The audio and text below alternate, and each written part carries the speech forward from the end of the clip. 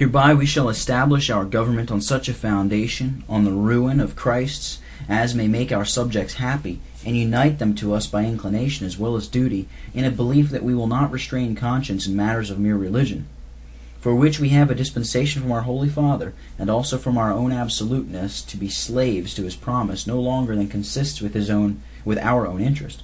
and which we have power to interpret as we please, and would have all to understand that no testimony for Christ's supremacy against our encroachments thereupon shall be comprehended under these matters of mere religion, for which the conscience shall not be constrained,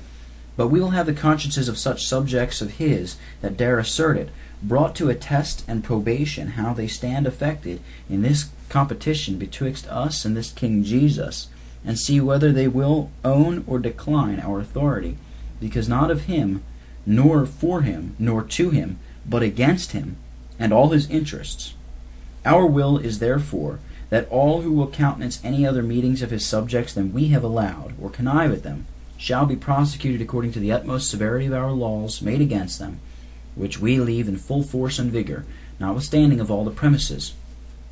And for this effect we further command all our judges, magistrates, and officers of our forces to prosecute all these subjects and followers of Christ who shall be guilty of treating with or paying homage to that exalted king of theirs in their assemblies with his ambassadors in the fields with the utmost rigor, as they would avoid our highest displeasure.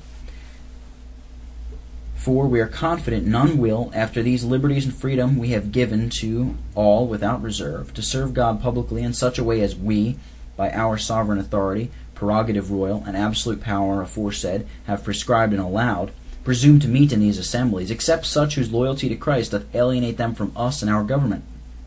As also, under the same certifications by the same sovereign authority and prerogative royal and absolute power aforesaid, we charge, empower, warrant, and authorize against all hazards, hell excepted, all our aforesaid judges and officers in their respective places, to prosecute and execute our laws against all that may be suspected or convicted of their adherence to Christ, or be found guilty of owning their allegiance to him as their liege lord. By solemn covenant which we have caused burned by the hand of the hangman, and declared criminal to own it, or shall be found guilty of declining allegiance to us and our absolute authority, stated in opposition to him and his, or of maintaining that pernicious principle, inconsistent with our government, that their lives are their own, which they will preserve without surrender to our mercy, all which we command to be executed to death or banished as slaves, as shall be found most conducible to our interest. And to the end the few that remain of that way may be totally exterminated, we straightly command all our soldiers, horse and foot, to be ready upon order to march and make search, pursue and follow, seize and apprehend, kill and slay, and cause to perish all such, whether they shall be found at meetings or in their wanderings, wherever they may be apprehended, and ordain all our good subjects to be assistant to these our forces in prosecuting this war against Christ and his followers, and contribute their best help and encouragement in giving them their required maintenance and duly paying cess and locality imposed for that end, and that they shall not dare to countenance, converse with, reset, harbor, supply, or keep any manner of correspondence with any of these traitors that adhere to Christ, under the pain of being found art and part with them, and obnoxious to the same punishments to which they are liable, but on the contrary, to assist our forces to apprehend, and raise the hue and cry after them wherever they shall be seen, that they may be forthwith pursued, seized, cut off, and destroyed, which we order to be instantly done upon the place where they or any of them are apprehended, and that without any delay or mercy to age or sex." Unquote. On the other hand, if we take a look of the declarations and testimonies of the other party without prejudice or stumbling at some expressions which may be offensive to critics, he will find the scope and strain of them to have this importance. Quote, "We, a poor company of persecuted, reproached, and despised Christians, who indeed have not many wise men among us after the flesh, not many mighty, not many noble, but are a few foolish, weak, base, and despised nothings in the world. Yet having this ambition to be called chosen and faithful followers, who is King of glory, King of heaven, King of saints, King of nations, King of kings, whose kingdom is everlasting and universal, considering the many insolent indignities, affronts and reproaches cast upon his name and glory, and the many usurpations, encroachments, and invasions made upon his crown and dignity by a pestilent generation of his atheistical, papistical, prelatical, and tyrannical enemies, who have rebelled against him, and have renounced, corrupted, and subverted his royal government, both in the church and in the world, both in his kingdom of grace and of power, do bear witness and testimony against these rebels from the highest to the lowest, and assert the interest and title of our princely master, and own allegiance and absolute obedience to him and his government, to which he hath undoubted right, an essential right by his eternal Godhead, being the everlasting Father, whose goings forth have been of old from everlasting, a covenant right by compact with the Father, to bear the glory and rule upon his throne, by virtue of the counsel of peace between them both, a donative right by the Father's right of delegation, by which he hath all power given to him in heaven and in earth, and all authority, even because he is the Son of Man, and institute right by the Father's inauguration, which hath set him as King in Zion, and an acquisitive right by his own purchase, by which he hath merited and obtained not only subjects to govern, but the glory of the sole sovereignty over them in that relation, a name above every name, a bellical right by conquest, making the people fall under him, and be willing in the day of his power, and overcoming those that make war with him, an hereditary right by proximity of blood and primogeniture, being the firstborn, higher than the kings of the earth, and the firstborn from the dead, that in all things he might have the preeminence, and electing right by his people's choice and surrender, a crown wherewith his mother crowned him in the day of his espousals, in a humble recognizance of all which rights we own and avouch that he hath that incommunicable prerogative of sole sovereignty over his visible kingdom, as well as invincible, without a copartner or competitor, either coordinate or subordinate, in prescribing laws by no human authority to be reversed, in appointing ordinances immutable, without addition or diminution, for matter or manner, instituting a government which no man or angel can, without blasphemy, arrogate, a power either to invert or evert, change or overturn, and constituting officers which must depend only on his authority and his alone, and must be clothed only with his commission and his alone, guided by his instructions and his alone, acting according to his laws and prescribed platform and his alone, without any dependence on, subordination to, license, warrant, or indulgence from any mortal. And therefore we disown and detest everything that hath not the stamp of his authority, either in doctrine, worship, discipline, or government, and will discountenance prelacy, supremacy, popery, and all corruption contrary to his institution, who is sole and supreme lawgiver to the conscience, and will submit to or comply with nothing that may directly or indirectly signify our respect unto them.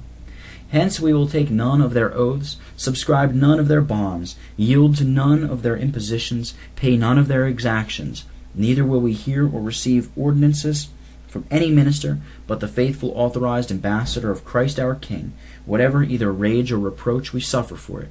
We assert and affirm also that our exalted Prince is King of the whole world, by whom kings reign and princes decree justice, as his ministers of justice, in subordination to him, whom he hath appointed to rule over us, with just boundaries, that they may not exceed the true characters by which we should know them and pay them deference. And therefore, whosoever shall arrogate to themselves and extend their power beyond and above his prescripts, being neither called to nor qualified for, nor improving the office for the ends he hath appointed, we will acknowledge them no otherwise than usurping tyrants, and not magistrates nor ministers of justice, to whom he hath given the sword by his perceptive will, only as lions, bears, wolves, to whom he hath given a rod by his providential will. In that case we may be passively subject, when we cannot do better. We will not own conscientious allegiance to them, nor own them as our lawful magistrates. And therefore we will not bow down to their idols they have set up, nor prostitute either conscience or liberty to their lust, but will endeavor, under our Master's banner and conduct, to preserve whatever he hath instituted to us, religion, life, liberty, estate, and whatsoever the Lord our God hath given us to possess, as they unjustly possess what their God gives them, and will maintain a war of constant opposition to them, against whom our Lord hath declared a war forever, without parley, treaty of peace, capitulation, composition, truce, or any transaction. We will neither meddle nor make with them less or more, nor seek their favor, nor embrace it when it is offered on any terms that may imply any obligation to surcease from our duty to our king and irreconcilable opposition to them." Unquote. Now I shall more distinctly come to the purpose in offering a short vindication of the heads and grounds of our greatest sufferings, dividing them into their principal parts, which I reduce to two, to wit, negatives and positive. The negative grounds I reckon three principally. Number 1, for refusing to acknowledge a corrupt ministry. Number 2, for refusing to own a tyrannical magistracy. And number 3, for refusing to swear and subscribe their unlawful imposed oaths, chiefly that of abjuration, which was the occasion of suffering unto death. The positive grounds are also three. Number 1, for frequenting field meetings to receive gospel ordinances from faithful ministers.